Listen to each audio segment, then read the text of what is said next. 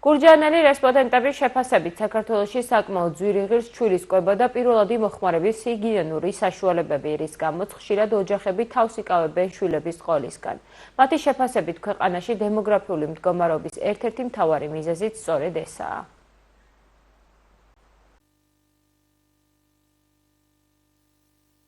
შენახო ხო უნდა შვილები.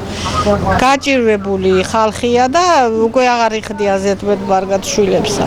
იმათ უნდათ სწავლა, იმათ უნდათ ჩაცმა, კვება თავარი კიდე. ნორმალურს საკვები კიდე სად არის?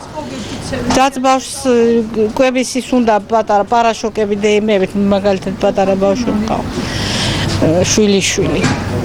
მთელი წლები იმას უნდებით, რომ იმის საკვები ვიყიდოთ და ვაჭამოთ. პამპრესი კიდე ხო ყოველდღე უნდა პამპრესი.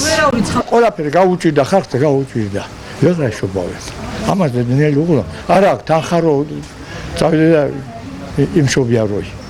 პამპრესიო იქ საკვები უნდა ბავშვა. თუ ყველაფერი ნანგარიშებელია. საზღვარგარეთ არიან დასურები, ცოლი იქ არის, ქმარი აქ არის და რანაირად. ჩულია ბავშვის გაზრდა და თავს ზოგი იკაებს. უქონლობის გამო და ეზარებათ ეხლანდელებ გაზრდა. ყველაფერი ძვირია, გინდათ საკვები თვითონ, ბავშვის საკვები. ახლა აღარ უნდათ, რავი, ზოგი აღარს კადრულობს საქმუშაობას, გარბიან საზღვარგარეთ და ხალხი რო შეწუტავებულია, ძალაუნებურად აქ აღარ არჩებიან. დედა ჩემა 6 შვილი გააჩინა. კიდე ბები ამყავდა 12. საიდან როგორ ახერხებდნენ ამას? რა ვიცი, ალბათ სიყვარული იყო ერისა, უნდათ რომ ბევრი შვილები ყოლოდათ, ერი გამრავლებული იყო და ყოველივე ამის გულისთვის თავიანთ გაჭირვებას, ყურადღებას არ აქცევდნენ და დიდებულად ემსახურებოდნენ.